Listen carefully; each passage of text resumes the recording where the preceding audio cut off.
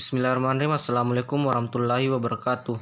Nama saya Jumardi Singkeru, NIM 20030050111, kelas PJKRC 03 FIK WNM 2020. Saya akan mempresentasikan PowerPoint dengan judul beberapa teori psikologi belajar. Pertama, kita membahas konsep dasar belajar motorik. Belajar merupakan perubahan perilaku atau perubahan kecakapan yang mampu bertahan dalam waktu tertentu dan bukan berasal dari proses pertumbuhan. Pendapat yang hampir sama dikemukakan Singer, yang menyatakan belajar adalah perubahan perilaku. Potensial sebagai akibat dari latihan dan pengalaman masa lalu dalam menghadapi suatu tugas tertentu. Belajar adalah terjadinya suatu perubahan perilaku dari organisasi manusia.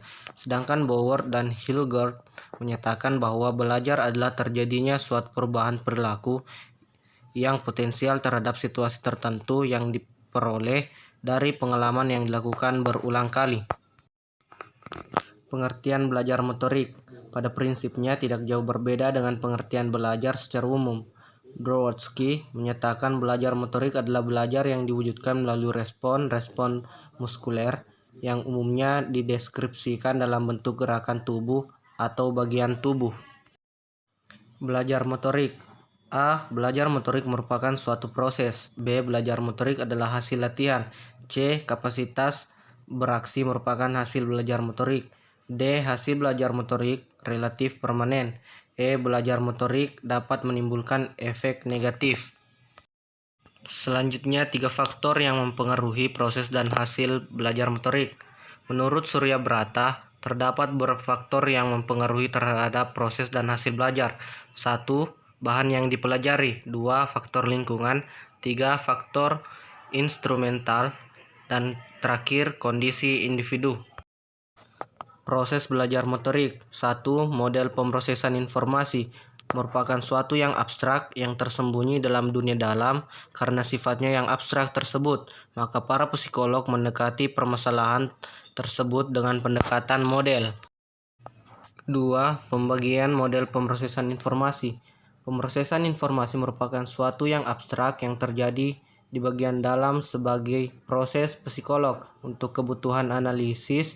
Berdasarkan arus masuknya pemrosesan informasi tersebut dapat dibagi menjadi 3, yaitu tahap identifikasi rangsang, tahap seleksi respon, dan tahap pemrograman respons. Selanjutnya, kerangka memori. Suatu sistem yang dianggap dapat menyimpan informasi dan pemrosesan informasi untuk dapat diproses pada waktu berikutnya disebut memori. Memori tidak hanya memengaruhi resepsi kita melalui saringan persepsi, tetapi juga keputusan dan pilihan yang kita ambil dalam saluran terbatas dan sebagai konsepsi dalam mengorganisasi kontrol gerakan. Kontrol motorik. 1. Kontrol tertutup adalah pengontrolan keadaan yang berlangsung di dalam sistem itu sendiri untuk selama beberapa waktu. Dalam pengontrolan sistem tertutup, umpan balik memiliki peranan penting. Misalnya, seorang yang akan jatuh ke depan, stimuli sensori yang terdapat dalam otot dan dalam mekanisme vestibular yang ada di telinga memberikan tanda pada struktur sistem. Pusat syaraf untuk mengembalikan tubuh dan kepala pada posisi tegak. Kemudian kontrol terbuka. Pengontrolan motorik dalam sistem terbuka terjadi apabila instruksi yang terjadi disusun terlebih dahulu dan dilaksanakan tanpa memperhatikan efek yang terjadi terhadap lingkungan. Umpan balik dan pengetahuan tentang hasil. Pada dasarnya, proses umpan balik tercakup dalam sebuah proses sistem terbuka. Umpan balik selalu diperlukan dalam proses belajar motorik, termasuk juga belajar motorik dalam olahragawan. Umpan balik digambarkan sebagai sebagian dari output atau respon yang berfungsi sebagai masukan untuk penampilan sebagai input. Klasifikasi umpan balik.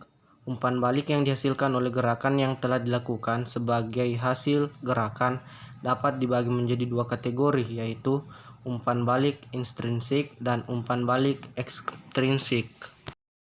Selanjutnya, pengetahuan tentang penampilan diartikan sebagai informasi umpan balik yang berkenaan dengan pola gerak yang telah dilakukan oleh seseorang. Bagi seorang guru atau pelatih, penampilan merupakan salah satu bentuk umpan balik dalam rangka memperbaiki kesalahan pola gerak untuk mencapai hasil yang lebih baik. Metode latihan dan transfer keterampilan. 1. Hakikat metode latihan.